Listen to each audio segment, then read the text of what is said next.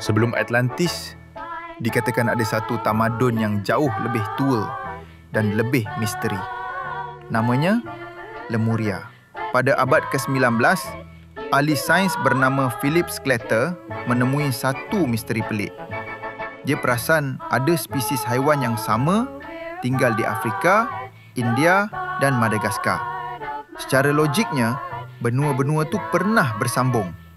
Dari situlah teori benua hilang Lemuria lahir. Satu tanah besar purba di Lautan Hindi, tempat wujudnya tamadun yang jauh lebih maju dari manusia zaman sekarang. Pengikut teori ini percaya, bangsa Lemuria memiliki pengetahuan spiritual dan teknologi tinggi, mampu berkomunikasi melalui minda, malah berpindah ke dimensi lain bila benua mereka tenggelam. Ada juga yang kata keturunan mereka masih hidup, tersembunyi di bawah bumi atau di dasar laut. Dan sesetengah penulis mistik menganggap Lemuria sebagai ibu asal manusia. Hingga hari ini, tiada bukti fizikal Lemuria pernah wujud.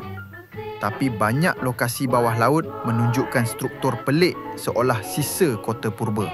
Mungkin Lemuria bukan sekadar mitos, tapi sejarah yang cuba dilupakan dunia.